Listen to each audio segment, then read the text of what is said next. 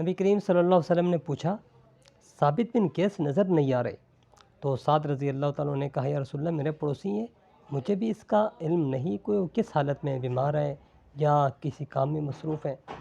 جیسے ہی حضور نے بات کی، حضرت سعد رضی اللہ تعالیٰ عنہ فوراً ثابت بن قیس کے گھر میں گئے اور پوچھا کیا معاملہ ہے۔ انہوں نے کہا قرآن کی ایک آیت نازل ہوئی ہے جس میں اللہ کا فرمان ہے کہ نبی پاک صلی اللہ علیہ وسلم کے سامنے اپنی آواز کو اونچا نہ کرو، اللہ تمہارے سارے اعمال ضائع کر دیں گے، تمہیں اس کا علم بھی نہیں ہوگا۔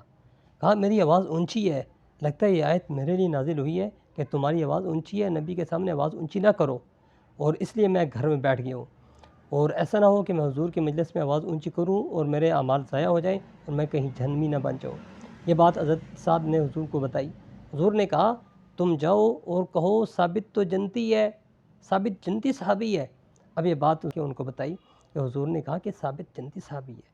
اب اس میں ہمارے لیے سبق یہ ہے کہ ہم بھی دیکھیں قرآن کی ایک آیت نازل ہو اور ہم بھی قرآن کی آیت پڑھیں اور اپنے دل میں خیال کریں کہ یہ قرآن کی آیت میرے لیے نازل ہوئی ہے، یہ قرآن کی آیت مجھ سے مطالبہ کر رہی ہے۔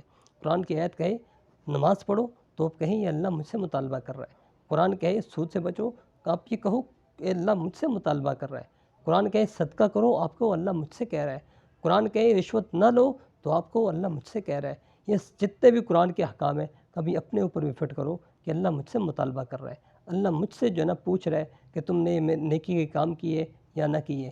تو اس لیے آپ قرآن پڑھیں اور اس لحاظ سے پڑھیں کہ اللہ مجھ سے پوچھ رہا ہے اور اللہ میرے متعلق قرآن میں آیت نازل کر رہا ہے اور اللہ کا مطالبہ مجھ سے ہے۔